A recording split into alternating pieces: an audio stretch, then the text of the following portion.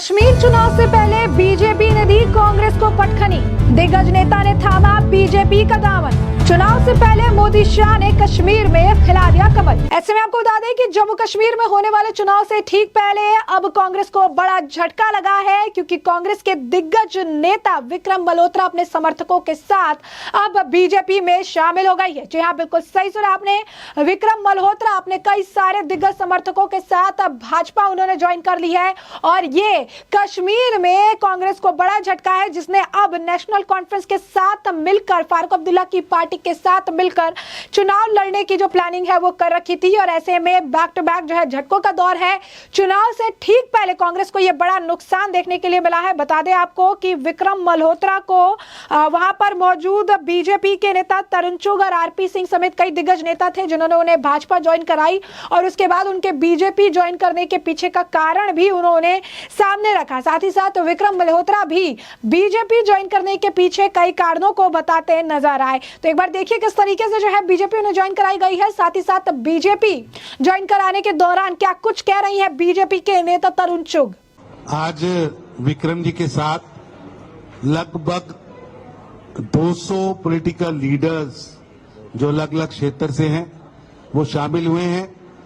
मैं सभी को तो स्टेज पर नहीं बुला पाऊंगा, लेकिन 17 बड़े नेता, कुल आज 18 नेता शामिल हो रहे हैं, और लगभग 218 की संख्या मेरे पास आई है रिटर्न में। मैं पहले 18 नाम एक एक करके बुलाऊंगा, और मैं निवेदन करूंगा निर्मल जी से, देवेंद्र राणा जी से और श्याम जी से कि उन सबको पटका पहनाएं। सबसे पहले जो हम में शामिल हुए हैं वो तो हमारे सबके प्रिय विक्रम जी हैं। अब दूसरा नाम सुनीता सानी जी, जो वार्ड नंबर 4 से चुनाव लड़े हैं। आगे आइए सैनी जी, आगे आइए। सुनीता बहन का स्वागत है। इनके पीछे रानी जम्वाल जी जो एक कैंडिडेट हैं, उनसे भी निवेदन करूंगा रानी बहन भी आए। रानी जी के पीछे स्वरूप सिंह जी जो वार्ड नंबर 2 से जिन्होंने चुनाव लड़ा था, मैं उनसे भी निवेदन करूंगा। ये तो आज लग रहा है कि जम्मू कश्मीर की पूरी कांग्रेस पार्टी साफ हो गई है। Deepak Kumar ji ex block president, Farooq Salaria ji, Pawan Arora ji, Hiteshwar Singh ji Jamwal साहब, तारिक नार जी, रमा देवी जी, विशाल गुप्ता जी, रोकी माटो जी, अमित गुप्ता जी, आशु मोटो जी, डैनिस जी, सोनू जी, अंतिम राठौर जी, डैनिस जी, मैं इन सबका स्वागत करता हूं। ये सभी तो जैसा कि आपने तरुण चुग को सुना, उन्होंने साफ तौर पर कहा है कि यहाँ पर कांग्रेस का जनाधार पूरी तरीके से खत्म हो चुका है। कांग्रेस अब यहाँ पर एक भी सीट नहीं जीत पाएगी, अपना खाता तक यहाँ नहीं खोल पाएगी। कांग्रेस के अंदर जो लोग काम आज के वक्त में कर रही है वो भी काफी ज्यादा दुखी है, और अब उन्होंने जो नेशनल कॉन्फ्रेंस के साथ गठबंधन की बात कही है उससे भी अब उनके पार्टी के अंदर कई सारे लोग नाराज हैं, और उनके यहाँ ऐसे भी किसी को काम करने का मौका नहीं मिलता है। उन्होंने ये भी कहा कि विक्रम मल्होत्रा की भाजपा पार्टी में शामिल होने पर उन्होंने कहा कि प्रधानमंत्री नरेंद्र मोदी का सबका साथ सबका विकास सबका विश्वास का नारा जो है उससे भी काफी ज्यादा प्रभाव जो उनके ऊपर पड़ा था, जिसके बाद उन्होंने इसे लेकर भी बीजेपी ज्वाइन की ताकि वो काम कर सकेंगे, थोड़ा उनको डेवलपमेंट का जो है असर देखने के लिए मिलेगा। 370 भी एक बड़ा मुद्दा रहा है। 370 हटने के बाद से 2.5 करोड़ पर्यटकों ने जो है दौरा किया है, और यहाँ पर टूरिज्म भी काफी बढ़ी है। उन्होंने कहा कि विक्रम दुनिया की सबसे बड़ी राजनीतिक पार्टी में समर्पित निस्वार्थ कार्यकर्ता के रूप में काम करने के लिए भाजपा में शामिल हुए हैं। वह लोगों और राष्ट्र की सेवा के लिए प्रधानमंत्री नरेंद्र मोदी के दृढ़ संपर्क से प्रेरित है, और इसके साथ भी काफी कुछ जो है बयान यहाँ पर दिए गए हैं, जैसा कि आपने तरुण चुग जी को सुना। इसी के साथ एक बार जरा आप इनको भी सुनिए, विक्रम मल्होत्रा जी को भी सुनिए। उन्होंने भी अपनी बात सामने रखी है, कांग्रेस छोड़ने की क्या वजह थी और भाजपा के साथ क्यों आए हैं, क्या कहना है विक्रम मल्होत्रा जी का, जरा सुनिए। परम आदरणीय श्री तरुण चुग जी जो प्रभारी हैं भारतीय जनता पार्टी के जम्मू कश्मीर के, लद्दाख के, तेलंगाना के, और उनके साथ मंच पे बैठे डॉक्टर निर्मल सिंह जी, देवेंद्र राणा जी, मेरे बड़े भाई श्यामलाल जी, हमारे मेंटर, हमारे मार्गदर्शक रहे, गुप्ता जी जो स्पोक्सपर्सन हैं भारतीय जनता पार्टी के भारत भूषण जी, चेयरमैन आरपी सिंह जी यहाँ थे, और जो नेशनल स्पोक्सपर्सन है, और यहाँ पे मौजूद भारतीय जनता पार्टी के सभी कार्यकर्ता और हमारे साथ आए हमारे साथी, माताएं, बहनें, मेरे बुजुर्ग, मेरे भाई। आज पिछले काफी समय से तरुण चुग जी ने जैसे बताया कि हम संपर्क में थे और एक चर्चा चल रही थी किस तरह से जम्मू के हितों की बात को आगे लेके जाया जाए। मैंने अपना काफी समय राजनीति की शुरुआत कांग्रेस पार्टी से करी और कांग्रेस पार्टी ने मुझे मौका भी दिया 2014 में असेंबली चुनाव लड़ने का। मेरे पिताजी कांग्रेस पार्टी से चेयरमैन रहे लेजिस्लेटिव काउंसिल के, और फिर कुछ समय के लिए जम्मू कश्मीर अपनी पार्टी में हम शामिल हुए। पर पिछले 2 साल से जिस तरह के हालात 370 टूटने के बाद इस प्रदेश में बने थे और जो हालात जम्मू कश्मीर में बने थे और जिस तरह से एक बदलाव जम्मू कश्मीर में 370 टूटने के बाद आया, वो कोई राजनीतिक रूप से बिल्कुल नौसिखिया होगा जो इस बात को मानने को तैयार नहीं होगा कि 370 के हटने के बाद खासकर कश्मीर घाटी में जो बदलाव आया, जहां 16,000 आदमी, 14,000 आदमी 26 जनवरी 15 अगस्त को लगते थे एक झंडा चढ़ाने में, आज हर घर झंडा चढ़ता है, हर खंबे में झंडा लगता है, भारतीय तिरंगा लोग खुशी से अपने घरों के ऊपर लगाते हैं। आज टूरिस्ट देश भर से, विदेश से जम्मू कश्मीर में आता है, रात को 1-1 बजे तक वहां घूमते हैं, दुकानें खुली रहती हैं, हड़ताल का कैलेंडर इशू नहीं होता है। ये सिर्फ और सिर्फ प्रधानमंत्री नरेंद्र मोदी और अमित शाह जी की देन है और तरुण चुग जी जैसे जो भारतीय जनता पार्टी के कर्मठ नेता है जो इस सोच के पीछे थे। आज कई चीजों की कमी भी है। जब हमको कुछ मिलता है हमको ये याद रखना चाहिए, आज कहीं ना कहीं उस फायदे के साथ कई चीजों में हमको नुकसान भी झेलना पड़ता है।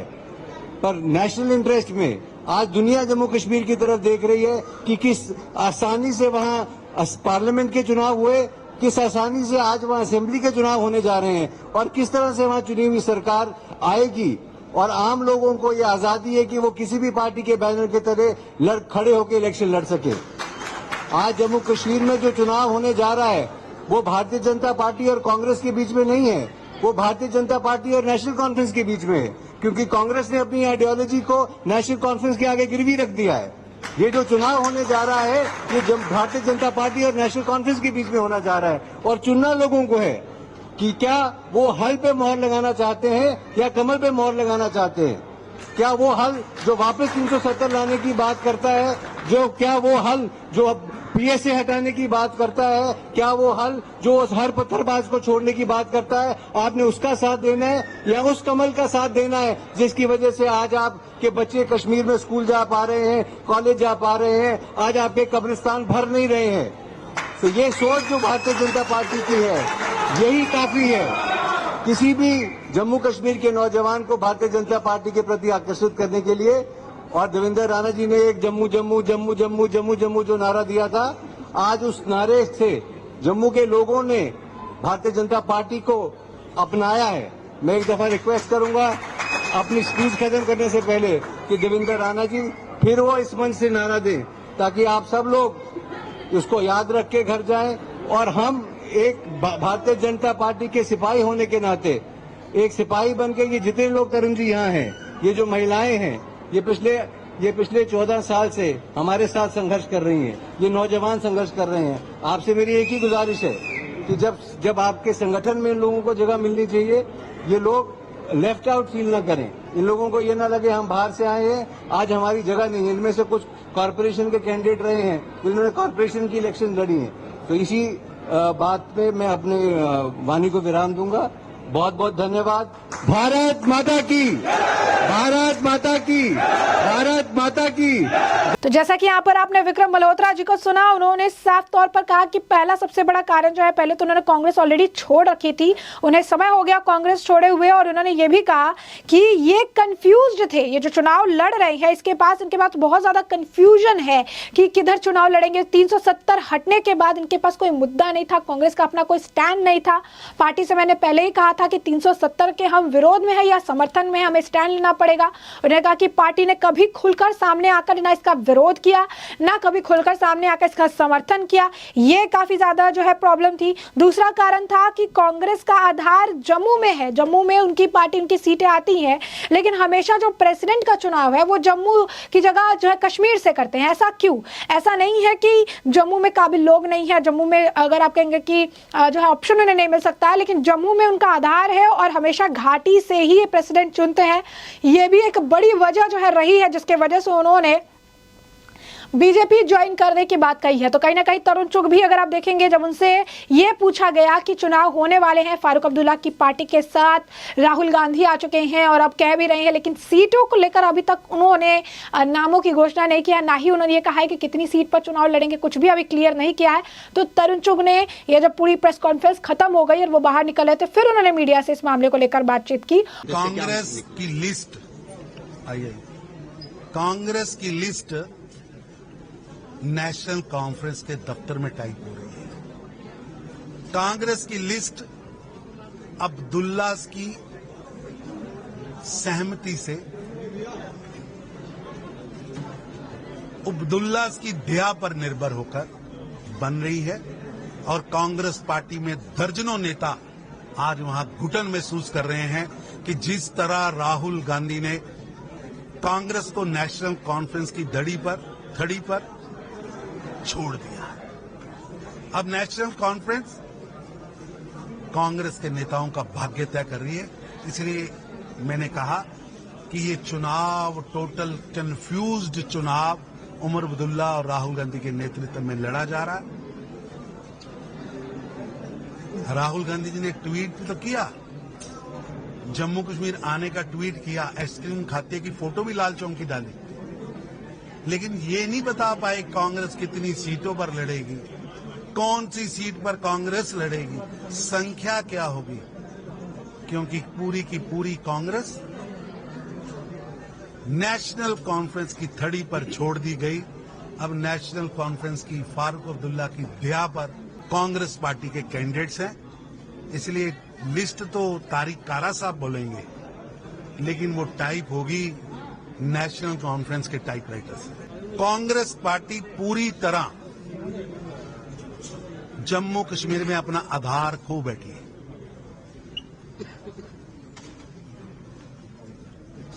और ये तीसरी बार है कि ये एक्सपायर्ड इंजेक्शन लगाया जा रहा है। ये गुपकार गठबंधन के नाम पर पहले डीडीसी चुनाव में एक्सपायर्ड इंजेक्शन लगाया गया और जम्मू कश्मीर की जनता ने इस गठबंधन को नकार दिया। फिर 2024 अप्रैल में गठबंधन का खेल खेलकर फिर ये एक्सपायर्ड इंजेक्शन निकाला गया और उसका परिणाम हुआ कि जम्मू कश्मीर की जनता ने कांग्रेस पार्टी का खाता भी खुलने नहीं दिया। कांग्रेस पार्टी के सभी उम्मीदवार यहां से चुनाव हार गए। नेशनल कॉन्फ्रेंस के युवराज, अब्दुल्ला खानदान के युवराज उमर अब्दुल्ला भी चुनाव हारे। पीडीपी की मुफ्ती खानदान की महारानी महबूबा जी भी चुनाव हारी। कांग्रेस पार्टी तो खाता नहीं खोल पाई। इसलिए ये एक्सपायर्ड इंजेक्शन जिस तरह अप्रैल में फेल हुआ था, अक्टूबर 8 का परिणाम भी स्पष्ट है कि एक्सपायर्ड इंजेक्शन जितनी बार मर्जी लगा लो उसका असर नहीं होगा। भारतीय जनता पार्टी अकेले चुनाव लड़ रही है और भारतीय जनता पार्टी ने यहां रोड इंफ्रास्ट्रक्चर हो, रेल इंफ्रास्ट्रक्चर हो, टूरिज्म का विकास हो, शांति हो, विकास, विश्वास, उसकी बहाली की है प्रधानमंत्री मोदी जी को यहाँ की जनता अथाह प्रेम करती है।